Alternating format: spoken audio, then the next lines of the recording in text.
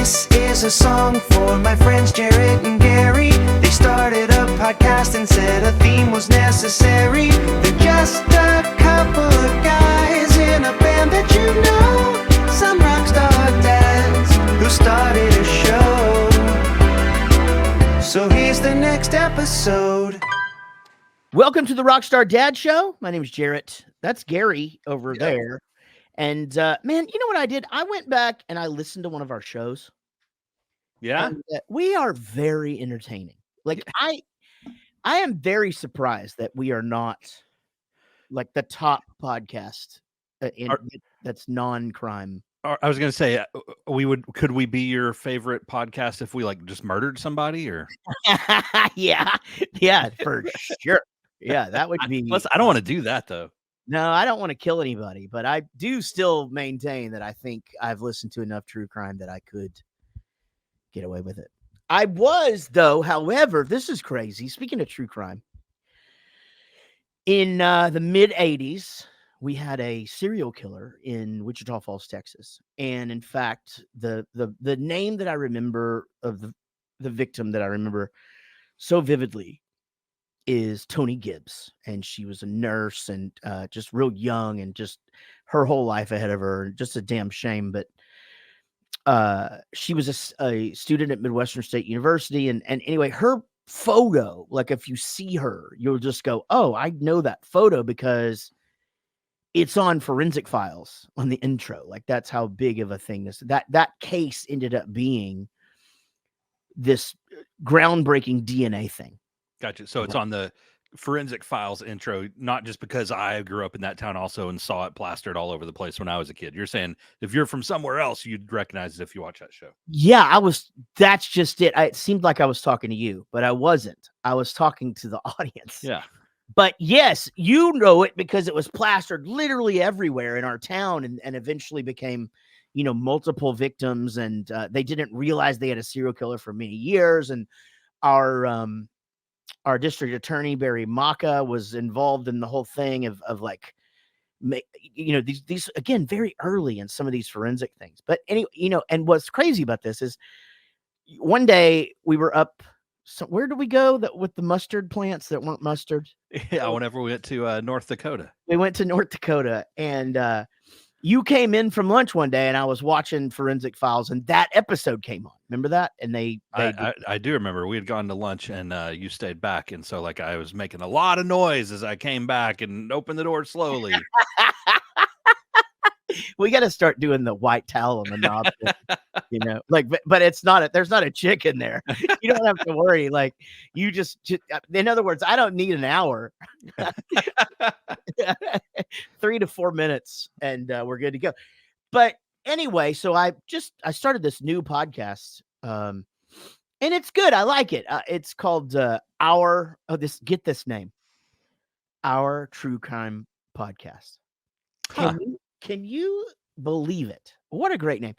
But seriously, it's just these two girls and they don't small talk at the beginning, which you and I, our whole thing is small talk, but they just get into and they just tell a story. And anyway, they did it today. I just listened to it. And so very recommended, but they start mentioning all these things in Wichita Falls, and we're not famous for a lot of stuff, but the National Wrestling, what do you call it? Hall of Fame Museum is there.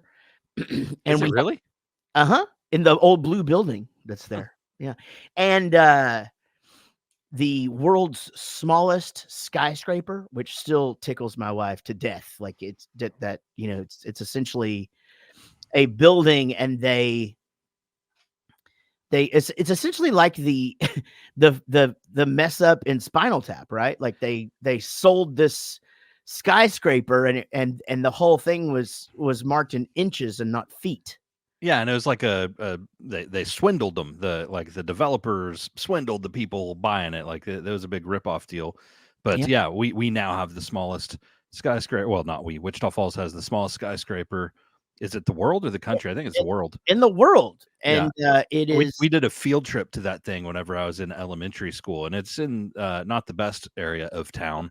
And so, like, I mean, it wasn't just to that. Like, it was to a couple other things. We went and saw the falls that comes out of the cemetery. But whenever we were walking by the alley of the smallest skyscraper in the world that's not in the greatest part of town, kids are like, oh, there's just what's this needle? Was somebody taking medicine? All right, kids, it's time to get out of here. Let's go. No.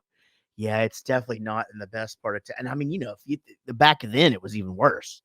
I mean, there was, they've revitalized that downtown pretty well. But if you were young enough to be at a field trip, you're talking like late 80s. Yeah, for like, sure.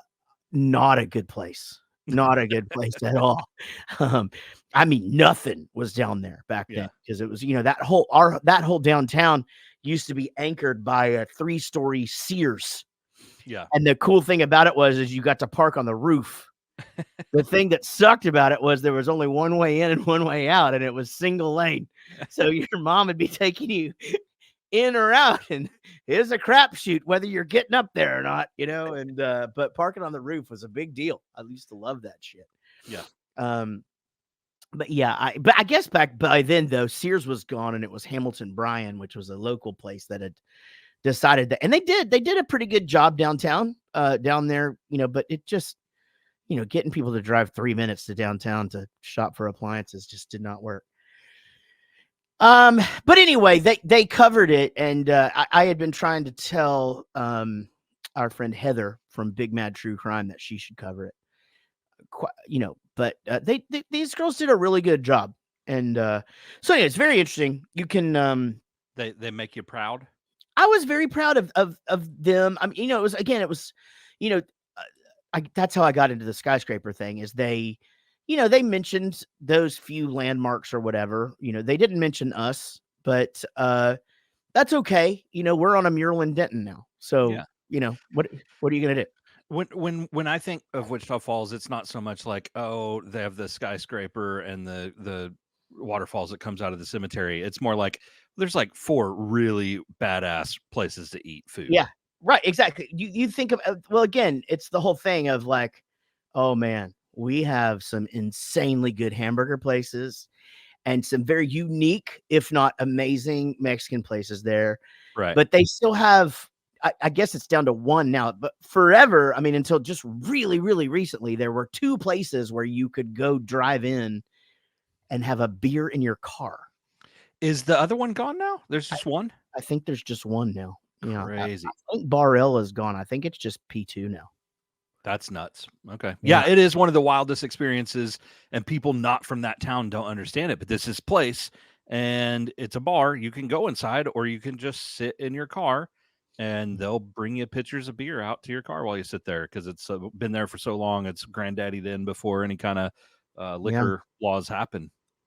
I remember taking my nephew Coulter there when I was doing that one of my side projects many, many moons ago.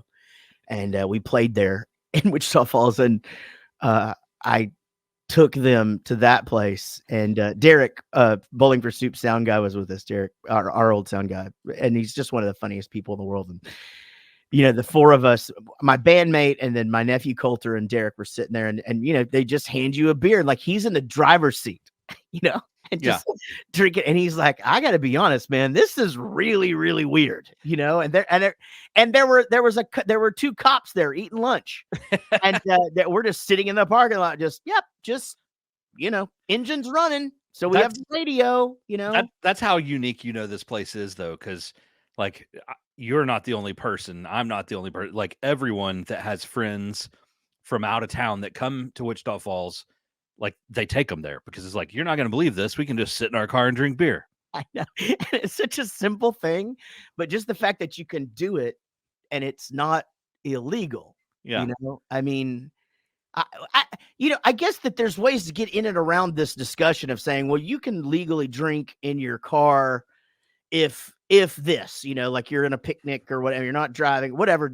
I guess you could make that case. They bring it to you. That's the thing. Like a transaction is involved, ladies and gentlemen. Like you give them money and they give you the beer. Yeah, And then it's just even having gone to this place many times, it's still a weird feeling. You know, I'm 45 years old. I've been there many times, but it's still weird whenever I go there. it is such a weird thing. And I didn't mean to go off on a whole Wichita Falls thing, but I will say that we have a Mexican food place there called Casa Manana, and it is they're world famous for these red puff tacos. And man, I went there with the country band recently. And God, the guys were so excited. Everybody's been talking these things up. Not me. Because that's not really my thing. I'm a flour tortilla guy, So like they're like, tell us about these red tacos. I'm like, everybody seems to like them. I'm sure they're great. And people from Wichita Falls are like, you gonna take your band to go have the red tacos? And I guess, I don't know. But anyway, that is right behind the bar. Yeah. Where we were playing, like fucking literally like an alley away.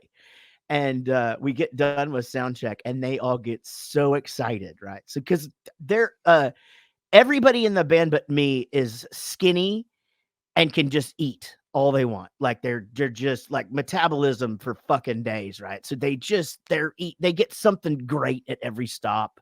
Like there's just always something in one of their fucking mouths, right?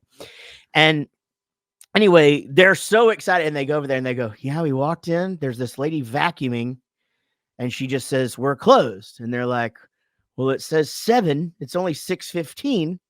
And she's like, yeah, we're just closed or whatever. And so, but oddly enough, like a few months later, I ran into this guy and he goes, yeah, my parents own Casa Manana. And I go, what? And he goes, yeah, my parents own that place. I'm the daytime manager if you ever want to come by. And I go, dude, I was just there and my guys tried to come over.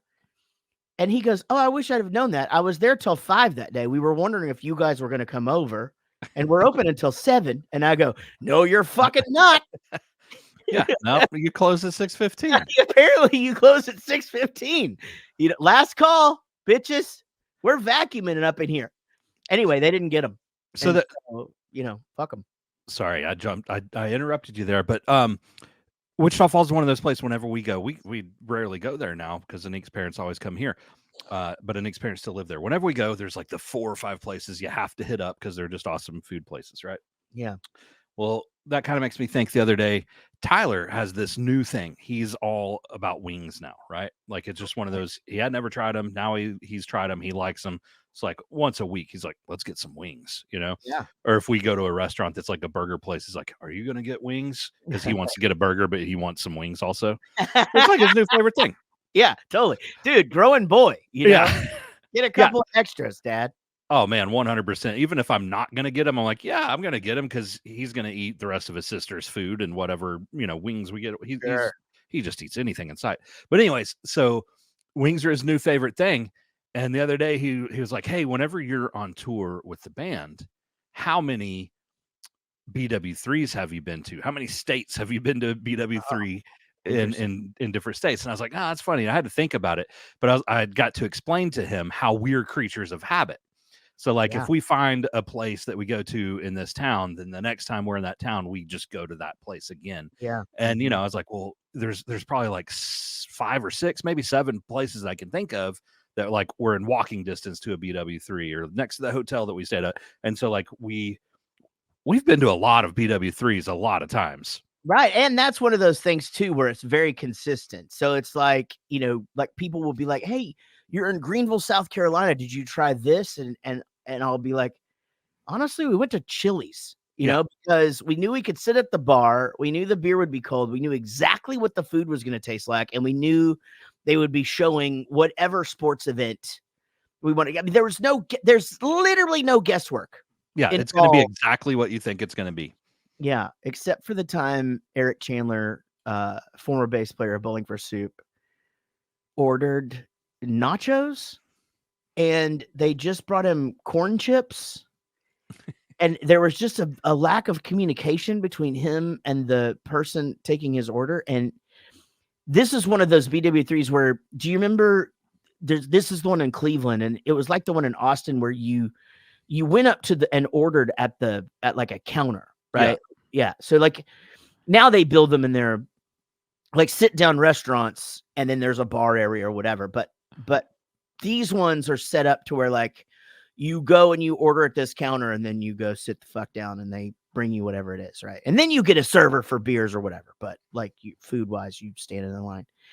And man, did they have a misunderstanding about the nachos. That's one of those things. I remember him getting so mad and like walking out and leaving. Yeah. And immediately when that happened, I was like, man, I just don't know if that's the place's fault. Like, there had to be some communication back and forth where you misunderstood them and said something that answered wrong to their question because you misunderstood it. And then since you answered the question you thought you got, like they misunderstood your answer, right? It's just a miscommunication. There's no way that was actually a thing. Yeah. But he was mad. He was like, they charged $12 for tortilla chips. Yeah. Yeah. That was not good. But, but you're right. We're so, I think it also comes from traveling the world so many times. And I wouldn't say that like we frequented or frequently had experiences where everybody just had rotten gut, We've had plenty of experiences, though, not even like the rot gut food, food just disagreed with you. We've had plenty of experiences where it's like we're in some weird place. You have no idea what you're going to get. It's like, all right, we're just going to settle for this. Everyone come in. There's 14 of us that go in, and it's just like a weird experience. It's difficult. They don't, half of the people, there's nothing that they want there. So it's like, yeah, the BW3 or the Chili's or the whatever, even Applebee, like any of those places, it's like, yeah, it's not the best, but every 14 of us can find something they're going to be okay with. And exactly what it's going to be. Yeah.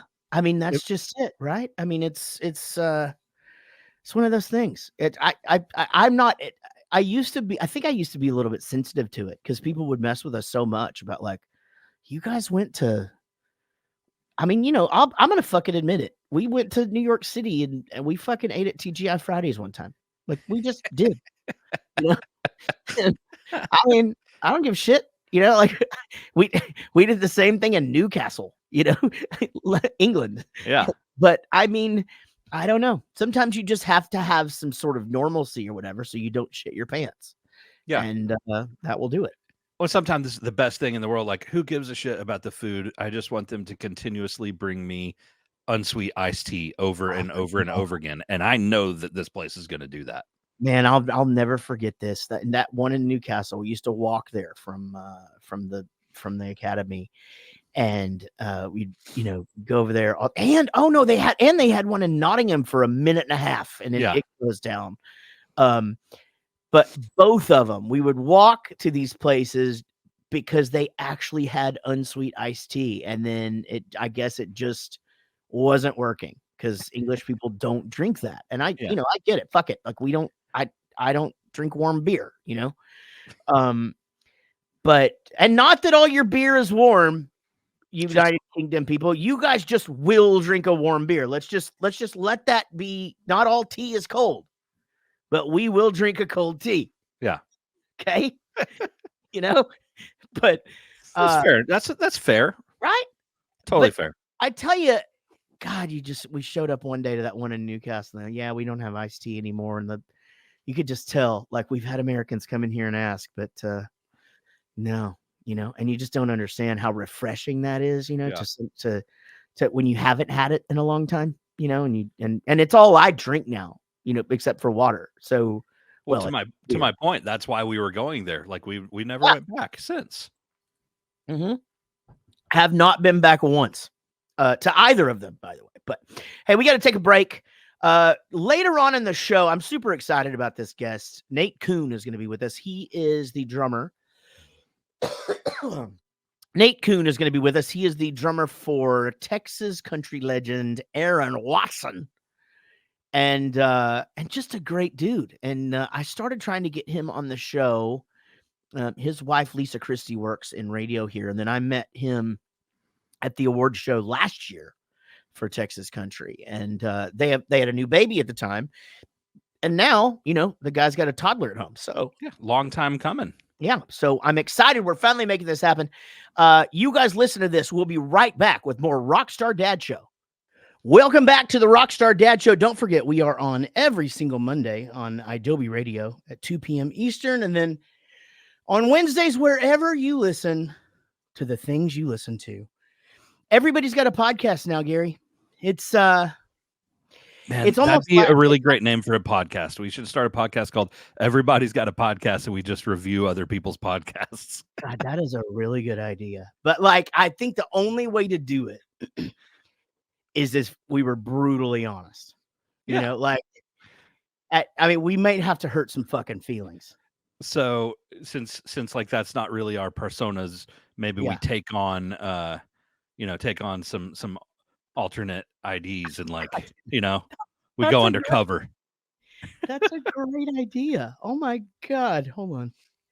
But we're leaking it here now, so like a few people will know it's us. Yeah, only if you listen to this show. Yeah. Everybody has a podcast, a how-to guide. Everyone has a podcast. Adam, Brian, Chris. They embark on a mission to put audio on the internet. Everyone has a podcast. There's already one called that. Screw those guys. Bastards, man. And they're comedians. So they think they're funny, Yeah. No, man, it's just like, I feel like that's just why people reach out to me now. And I know we went through this a year ago. And I told you, I was like, yeah, man, I'm just kind of feel bad about it. I'm not really doing it anymore, but I started doing them again. But it is literally at least 5 messages a day in the various places people can message me. Someone asking me to be on their podcast. And at least 50% of the time, I'm starting a new podcast and thought you would be a great first guest, or thought you could really help launch the thing or whatever, And it's like, and I listen, first of all, don't get me wrong. I feel that's very nice and I appreciate it. But the direction I'm taking this conversation right now is, it is not helping in booking guests for this. It's just not. I was talking to Chris Caraba from Dashboard Confessional the other day. Yeah. We're having a great time talking about all kinds of shit, country music and songs, and just texting. And then I go, hey man, you want to do Rockstar Dad Show this week? And like, he said no, but then just the conversation just ended. And I thought, shit, is that where we're at now? Like, we've gotten ourselves to the point of like, that's just one of those things, like me asking you to be on the guest list somewhere. It's not the same thing, of like, hey man, I was planning on coming to see you guys. You guys got room on your guest list? And it's like, I mean, there's still tickets available. I mean, I know we've spoken once. Yeah.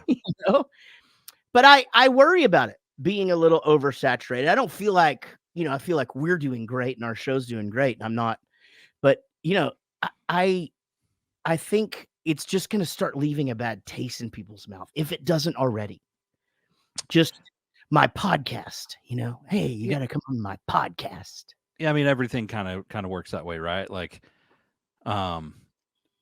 back in the day, like people answered their doors and answered the phone, and now it's like, who the hell is knocking on my door? Right. And I'm not answering this phone call. I got to think, like, back in the day, we were so excited about phone calls, we bought answering machines. So in case we missed a call, we could call this person back. And I know that's all baked into the cake now. Your cell phone has that in there, but like, now like, even with text messages, it used to be like, it's kind of exciting. Like, the only people that are going to get a hold of me on my text message are the people I know. And now it's just a million spam texts all day long. Right. So I think just kind of, I can't remember. It may be Gary V that says, I'm not sure if it's him or not, but let's just say it's him. It says marketers ruin everything. Right.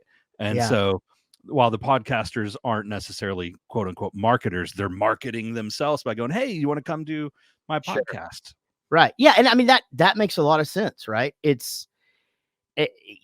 mean, it's got to be so interesting for publicists to navigate, right? Because it's like, I mean, how do you know? You can go and they'll even podcasters will even tell you like, oh yeah, I mean, our numbers aren't that great, but our following's awesome, or whatever. I mean, I guess that's like anything else though. That's like any band, right? Don't go by our Spotify numbers, Right. don't go by our number of followers.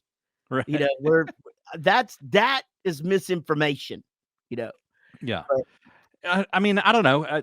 I'm sure it's not the most fun thing for a publicist to have to do, but at the same time, like that's their job and they're doing it. And yeah, there's at least some what's the word I'm looking for? Not genuineness, but like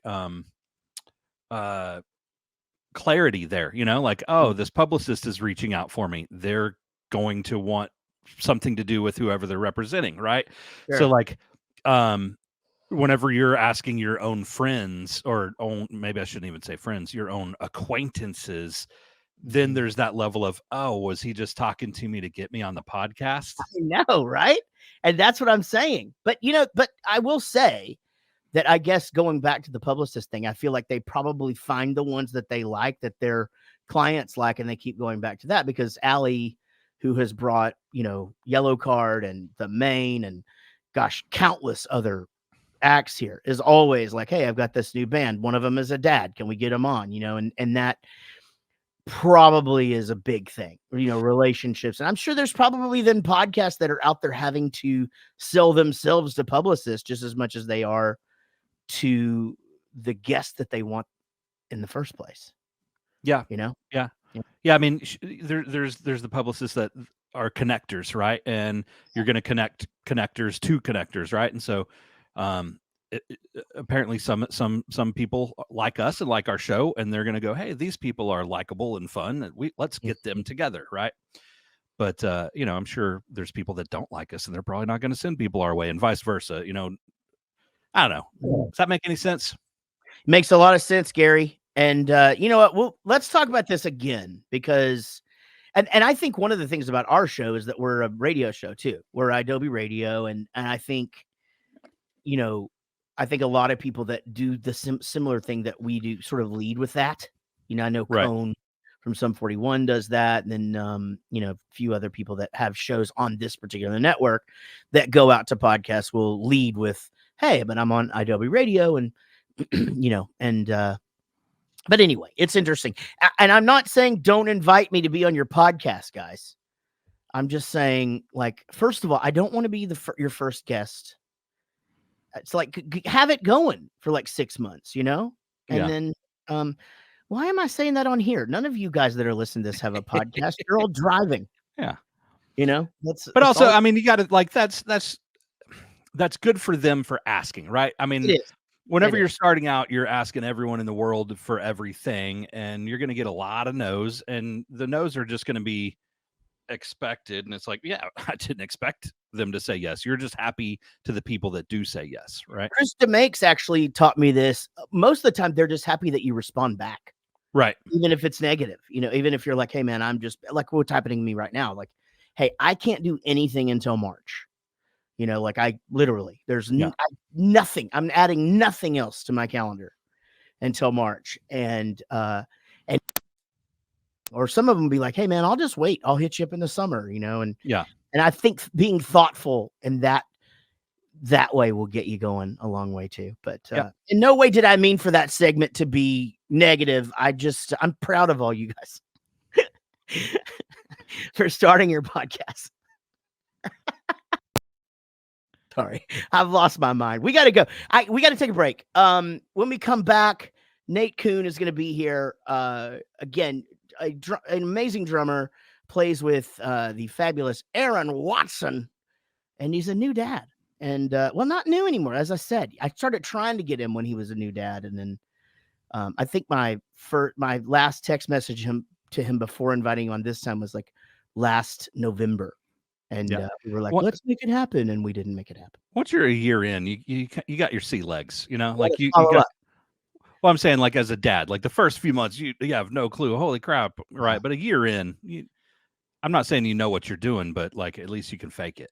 I feel like, there's definitely a lot because, when we had Adam Ramey from Dropout Kings on this show.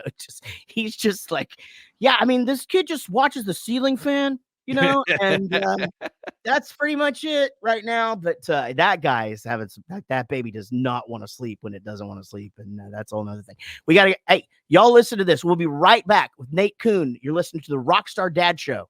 Welcome back to the Rockstar Dad Show. As promised, our guest today is freaking fabulous.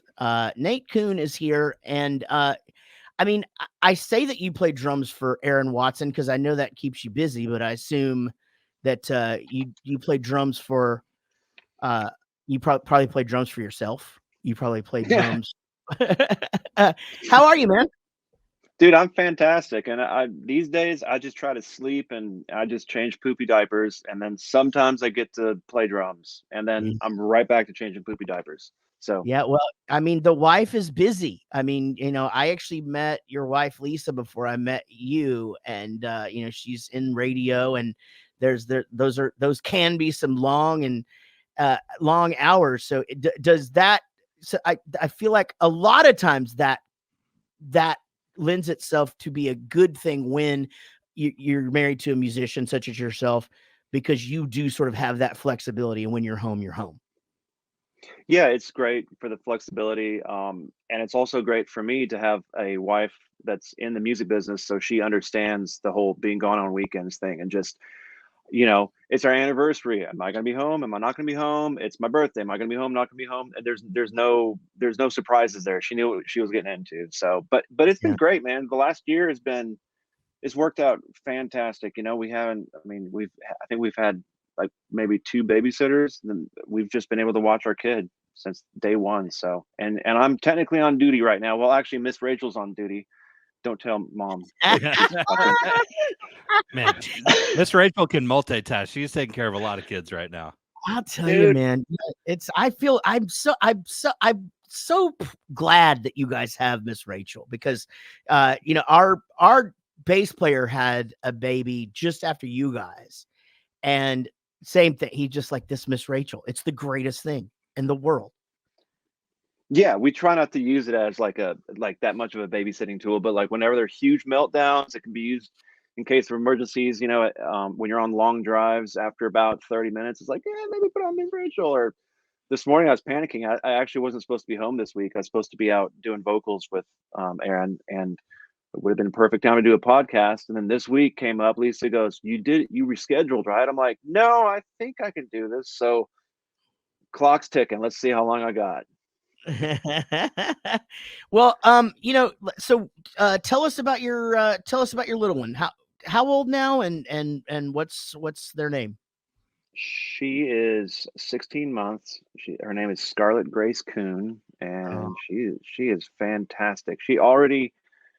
It's our first kid, so I don't know anything about kids, but she already knows. She already treats us differently as mom and dad, like it's so funny just watching her personality develop. And of course she changes every week. I get home from the road and I'm like, did you grow? Oh, she does. And literally it's a game we play every day. Like, oh, she does this now. Oh, she climbs up on that now. And she just discovered that corner in the house. And, now she picks her snacks up from here, carries them over here, puts them on the floor, then comes back to them, and she's doing this now. And it's, man, I'm overwhelmed, but it's so much fun. I wish I would have had kids a lot earlier, because it's really fun. It is fun. And I mean, you're so right in that, and I think one of the beautiful aspects of Texas country and this thing that the world that you're in with Aaron is that it's sometimes, but not a lot, of extended time away. It's a lot of 3, 4, 5 day trips and come home. I mean, that is that fair to say? Yeah, we're normally, Thursday, Friday, Saturday kind of thing. So I'm usually leaving Wednesday night or Thursday morning, coming home on Sunday, and it's great. Come home. I used to come home and, come home on a Sunday. Our bus calls in Abilene, and I live down in Conroe, which is near Houston. So, wake up on a Sunday morning, come home. I'm like, babe, I need a nap. Don't even talk to me. And now I'm like, all right. You Yeah. probably need to go take a bath, maybe go shopping. Yeah. I'll watch the kid. I'll clean the house. It's fine. I'll make a coffee. It's all good. And it's man, Yeah. that took some getting used to. Right. Good for But you, but good for you. I mean, it's that you're and that's the thing, man, is like that's when you get into understanding how hard it is to be a mom, but especially a mom with a traveling husband, that you can go out there and yes, our job is fun, but it's still work. But we go out and we work, but man, we know when we come home, man, it's a different kind of stress and it's a different kind of thing for her, for your wife and our wives or whatever, to be holding down the fort and going and doing their job and taking care of themselves in the house and all of that stuff that those are the rock star dads, that are coming home off the road and getting right in the trenches and going, all right, you know what? We'll sleep when they sleep. Well, there's also an aspect to it though. Like, of course you're tired and man, you want to go take the nap, right? And then you're understanding that the wife needs to have her break because you've been gone. But there's also the excitement, like, holy crap, I've been away from my kid. I want to spend some time with him and do something with him whenever I get home. absolutely. And of course, she freaks out when I come in. The little one freaks out when I come in. I'm like, oh, he's dad. Everything's new. It's great. But man, I don't know how people do this alone because like literally like I come home and her battery is drained and I'm like, cool, gotcha. And then when I leave, I'm like, are you cool for me to go play? Okay. And like we just trade off. I'm like, how do you do this 24/7? Like I'm about to be gone for a week and a half. And I'm like, are you okay? Like, can I get you anything? Can I Yeah. get some sweets or snacks at the store? Are you gonna be okay? Because I don't Yeah. know how they do it when I'm gone, there's no backup, so Yeah. Yeah. But I mean, I guess you just do, I mean, it's like, It's just I survival mode. it really is. I mean, right. I don't, to be fair, I'm a dad, so I haven't had to do that for a lot of times, the extended period. But I mean, early COVID, I mean, me and Everett were on our own for 2 weeks, and while she just stayed in the bedroom or whatever, and you just do it, and of course, work trips or whatever. But yeah, but I'm telling you, man, the moms are the real rock stars, and I feel like we make that clear on this show. It's like I definitely wouldn't. I don't know that I would do the same job as my wife does it under the circumstances. We're about to leave for like 3 weeks. And that's just I can't, all of the stuff, and it's like this, all of the stuff happens at one, and you're not even into, you have dance to look forward to and softball and those things like that, and that's a whole different animal that I'm sure people tell you about all the time.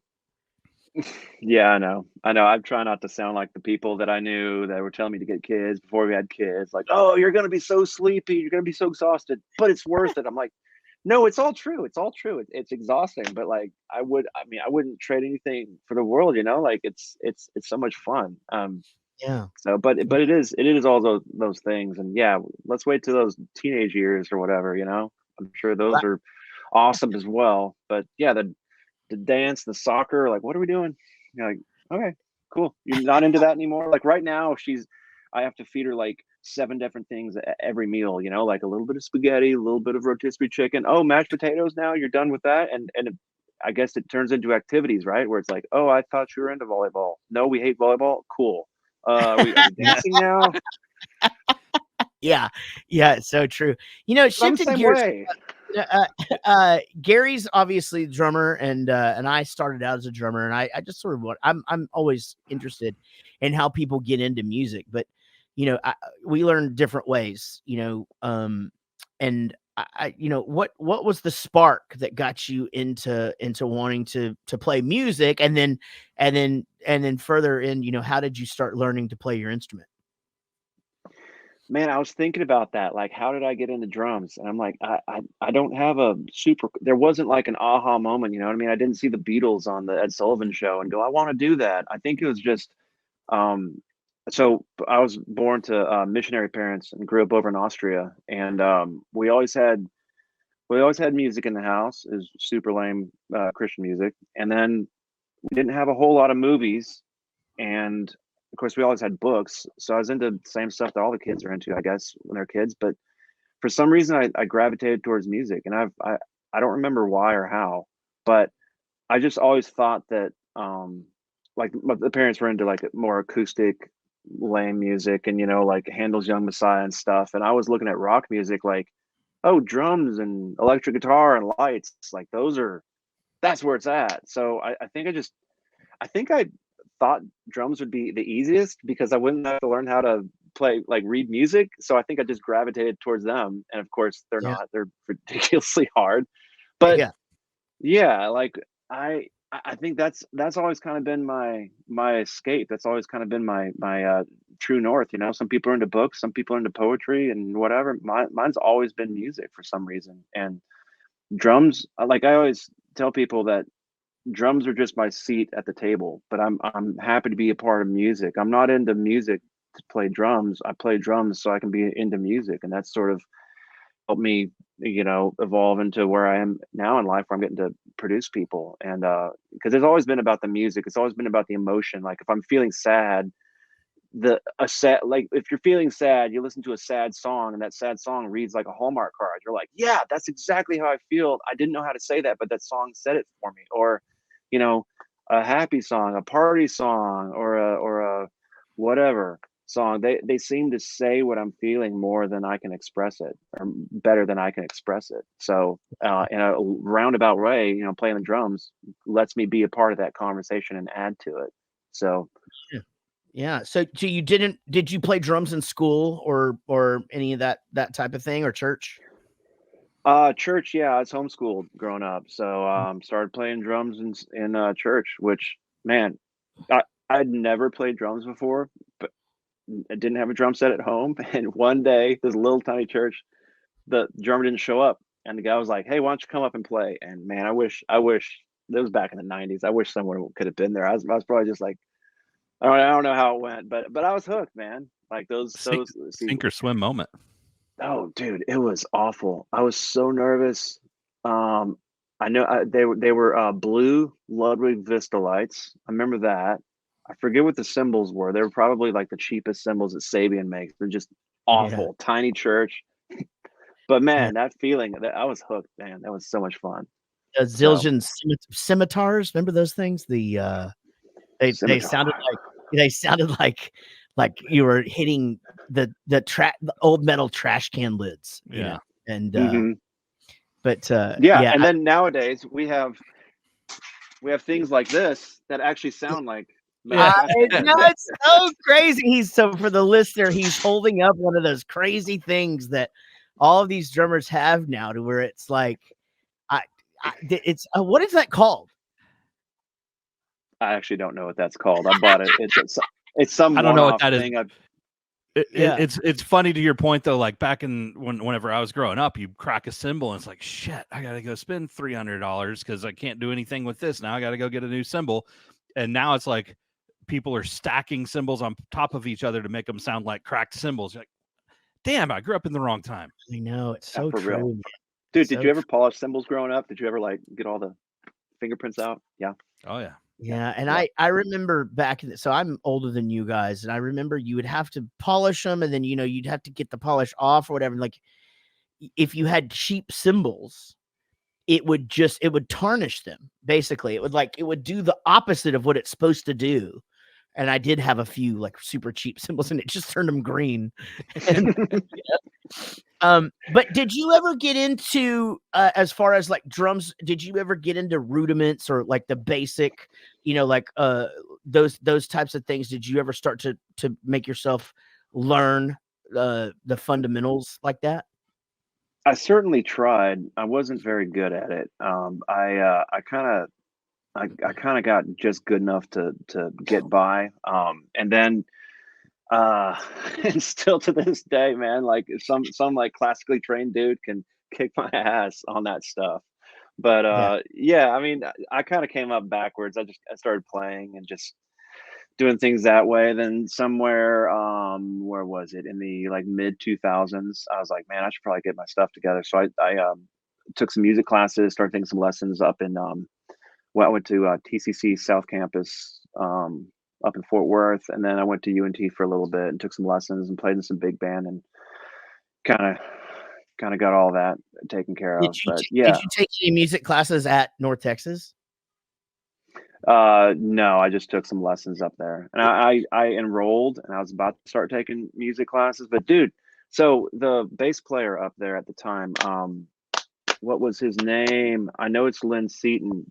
Whoever was in charge of the bass department, I was attending a session, observing a session going on where the head of the bass department was tracking bass, and hanging out on one of the breaks.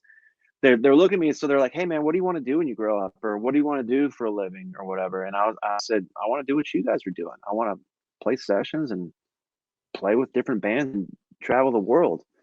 And the bass player looks at me and he goes, "Yeah, you shouldn't go to UNT." And I was like, "Really?" He goes, "Yeah, save yourself some money, play with as Yeah. many bands as possible, be a good hang, pick up a bunch of experiences, but don't go to UNT." And I was like, "Really? Okay." So dropped out, and Yeah. here we are. So Yeah, was his reasoning that basically because they just turn people into music teachers, or because they do sort of people come out of there so good. Is that it? That they're hard to play with, or like what? I wonder what his reasoning was, you think?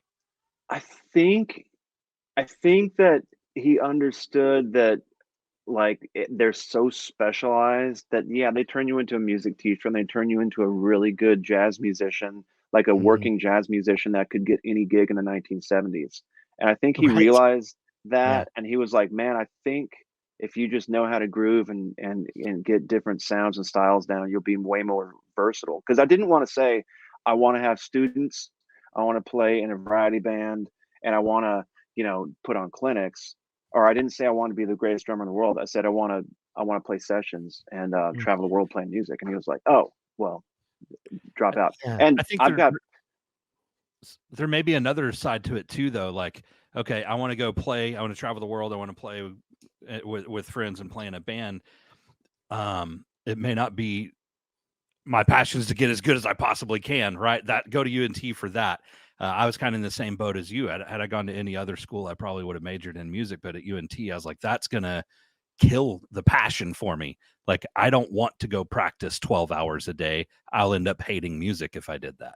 Mm-hmm. Well, yeah, and I've got plenty of friends that graduated from there, and some of them still play music, and a lot of them don't. And I think you just have to have the know-how of, like, okay, I'm going to be in this phase in life where I'm going to be like learning how to be this type of person, and then once I'm done with that phase in life, I'm going to go back to doing what my focus is. Like, I think you have to have some foresight and see what you want to do. And I think a lot of kids go up there just, I don't know, I'm really good, mold me into what I need to Yeah. be. And then once they get out, they're like, I'm really good, and I'm still only making, $250 a night playing cover tunes. Like, but I'm better than this. What happened? And I mean, I'm trash talking like some of the best players in the world, and some of them are still friends of mine. And man, I've done some internet work for a friend of mine that actually took lessons for up there, and he can still kick my ass in like almost every genre. And we just got done playing a bunch of Christmas shows with Aaron, and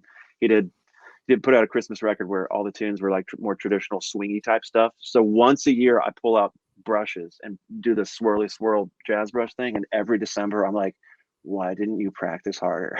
Like, why don't you know how to play this stuff better? But then as soon as December's over, whoop, back to reality where it's Yeah. none of that stuff.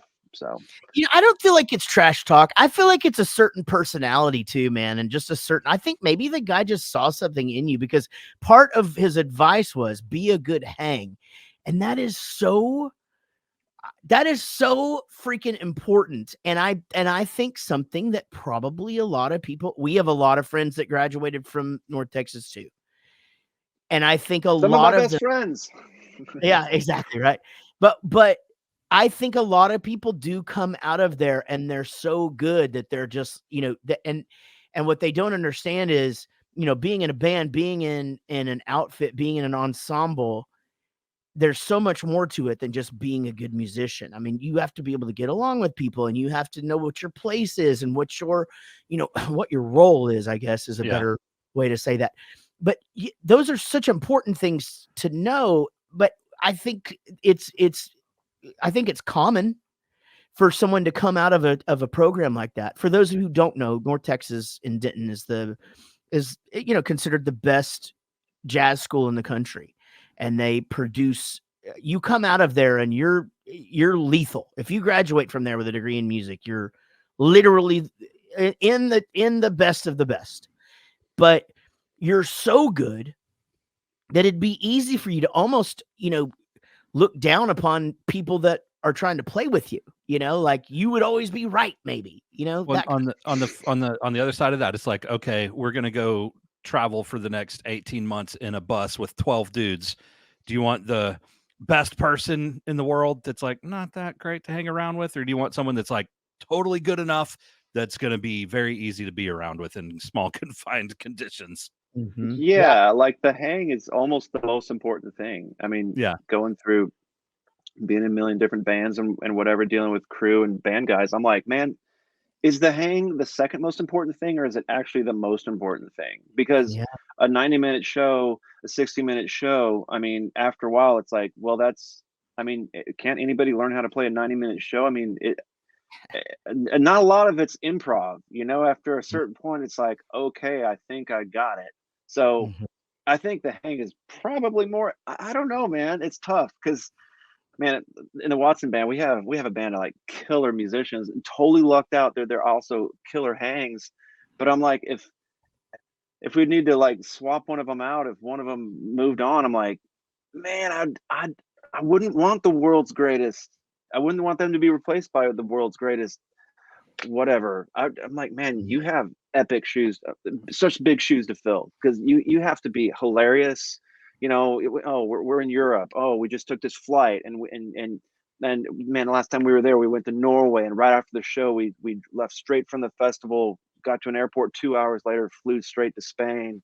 And guess what? Our hotels weren't available, so we have to sleep on the floor backstage and all this stuff. I'm like, are you still gonna be a good person? 48 hours, no sleep, no shower. And if the answer is yes, then I'd love to be in a band with you. If not, man, I don't really care how great your intonation is, Yeah, man, I mean, that's it. You're so right. And it's like that with, you get to a point where band wise, you're, for us, we've been together 30 years. It's like, we've obviously know that each other are like that, but crew guys, it's like, we've had guys come in and they're, we had the best guitar tech, the actual best person that was a guitar tech, trained guitar tech. His personality didn't fit ours. He didn't like the same things we didn't like. He didn't, and he didn't get along with, it was just like, you're great at your job, but this is not the home for you. And I think you're right. I think it's more important. I really do. Because it's certainly guys aren't getting jobs with our band based upon experience, first of all, because we hire our friends, and it's certainly not, with know-how, because most of them are learning on the job. And I'm with you, man. I think that's such a great thing to know, and for up and coming musicians to know, like, you've gotta find people with like goals, with like interests, it's just because 22.5 hours of the day you're in close quarters and there is nothing to do. That's very specific. 22.5. Yeah. 22. That's very specific. Yeah. I that's me putting Is it together. Not 23.5? Well, I put an extra hour in there. 24. I'm an idiot. Sorry. Yeah. I don't know. Math. It's hard. I never told you had to do math on this show, and for that I apologize. Dude, so speaking of hang, like this should be like on the resume, like in the interview, like when you show up to a restaurant with your band and you're all eating as a band, like in Europe or something, the first question out of your mouth, or the first statement is, I have dietary restrictions. Like, you're out. Like, no, 100%. You're out. The interview process for me is, are you a vegetarian? If it's a crew guy, do you drink? Are you a vegetarian? Do you have a girlfriend? And with those three questions, I can decide what combination of those, whether you're going to be able to fit into this group or not. But you're so right, man. I mean, but it's little things too, right? When you go into a restaurant and for you guys, like if it's a group thing and either your TM or Aaron is grabbing the check at the end of this thing or whatever, and then do you sometimes have the one guy that gets up before everybody orders and goes to the bathroom, and you're like, God damn it, like, would you please just order so that we can all order? Like little things. No, totally. Common courtesy. Totally. Common courtesy. Or like if somebody's gonna pick up the check, then you need, and it'll be refused, but you have to say, oh, I got the tip. Yeah. I got this, Right. Or like, man, try like stopping at a gas station, everybody gets out and gets back on, and then there's that one person who's like, oh, I think I'll get off now. I'm like, oh my God. Yeah. Oh my Lord. Your opportunity was 30 minutes ago. Yeah. See, so we don't play that in Bowling for Soup. Obviously, we're a well-oiled machine, but as you know, I've started this country thing, and it has been a learning curve for these guys of like, hey, when we stop, go in there and do what you're going to do. Get back out here and get in. Like you don't like if that gas pump is being hung back up on the thing and the driver is out here, we are leaving. That's it. It's like, and a couple of them smoke. And which is fine. I don't have a problem with that, but it's like, that smoke break is as long as it takes us to take a pee and fill up the tank. That's it. and maybe don't smoke around the gas pump. I don't know. Oh yeah, of course. Yeah, exactly. Luckily, they're smart enough. They're smart enough to not do that, man. But so, how long have you been playing with Aaron? I've been with him for about 8 years. Goodness gracious, man. And things seem to be going good. You guys are staying busy. I mean, whenever I did the interview with Lisa back, a year and a half or so ago, Aaron was having some stuff going on with his throat or whatever. And I mean, that had to have been a little scary for you. I mean, especially, but I mean, I guess you're worried about your boy too. Well, yeah, it happened the second that his record that I had just produced, the first record I produced of his, that's the week that came out was when he flew to the doctor and said, what's going on? The doctor's like, yeah, you need to take 3 months off. That was the week that album came out. So my big moment to be like, hey, I produced this record. Oof. Yeah, that was awful. Yeah. But he's good now. He I don't know. The voice is a complicated thing. There's no permanent damage or anything. He just kind of learned how to sing a little bit differently and talk a little bit differently. And he was going. I mean, everybody, we have different interests and things change in life. And he was at that point in life where he had been singing a certain way for 15 or 20 years or whatever, doing that West Texas country thing. And he likes a lot of different kinds of music. And so he was like, you know what if I try to sing more like Paul McCartney? What if I try to sing more like Freddie Mercury or whatever? Let's try to see what my voice has. And so he was kind of going for it on some different things. And now he's dialed it back a little bit. And so everything's going really, really good there, man. He's a fantastic boss. We get to, we're working on a new show right now. The first shows of the year, kind of getting those together for the new kind of tour. And finishing up a new album. Just actually booked some more studio time for next month in Nashville. So cool. Man, are you going to be you going to be behind? Are you going to be doing some more production work with him? Yeah, and man. Is that something that you're hoping turns into other or are you already doing production work, as well as playing drums? Well, I think if there were no kid involved, I'd probably be a little bit more busy. But man, no, I've done some other. I've worked with some other artists that over the last couple of years since I've started working with him. It's been awesome. But man, ever since this kid came along, it's been really hard to go hustle up work when all I want to do is be home. So I don't know how the kid thing goes. I know there are phases and whatever, but eventually I'll get back into hustling more work and going out and finding more people to work with. But right now I'm kind of tapping the brakes. But yeah, man, it's been exciting. When they're so young, there's so much changing from week to week and day to day. But like as they get a little bit older, you can find a little bit more time.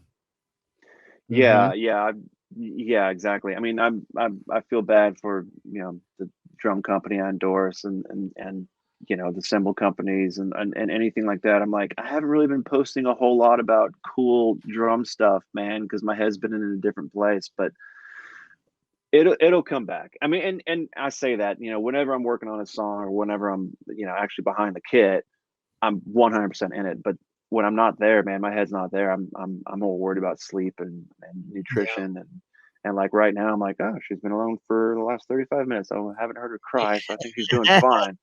But, yeah, well, oh man, see, that's a rock star dad for you right there, man. Nate, thank you so much for coming on to the show and talking with us. I mean, check back in, please. As she starts to get into more stuff. And good luck with the studio and the new show with Aaron Watson. And anywhere else you want people to come find you on the internet or anywhere else? The internets, yeah, man. I'm on Facebook, NATE COON there, Instagram, YouTube. That's pretty much it. I'll be at all the Aaron Watson shows coming up, and man, I hope to run into you on the road somewhere. I mean, we both play in the same genre, so let's. I know. Is it just award shows where we're gonna bump into each other? I think that's it. Yeah, man. Well, That's a good problem to have, though. I do bug Aaron from time to time about taking me out. But I will say this year is so bonkers. I will just hope that we run into one another, and for sure as we, as we get into after this year, hopefully something will work out and we can get out there and join you guys. But either way, if we're ever in your area, please, and you guys are home, please, you guys need a date night, come out and we'll hang. Absolutely. Yeah, man. Gary, we should get together and polish some cymbals, man. Yeah. Yeah. You don't even do our texts even do that now, Gary? Is that a thing still? Or no? Edo did it for the first time in like 5 years a few months ago. Yeah. I know. Yeah. I don't do it either. No, yeah. Yeah. I was impressed. I was like, holy shit, dude, that's incredible. I didn't even ask you to do that. Wow. To those of you you don't have to wear thigh pads in football anymore, and you don't have to polish your cymbals. The world is changing, guys. I'm here for it. And so Aaron Watson, drummer, NATE COON, and just a rock star dad. Thanks for joining us, man. And hopefully we'll see you very, very soon. Everybody else, that's the end of this one. We'll see you next time on the Rockstar Dad Show. This is a song for my friends Jaret and Gary. They started a podcast and said a theme was necessary. They're just a couple of guys in a band that some rockstar dads who started a show. Until the next episode.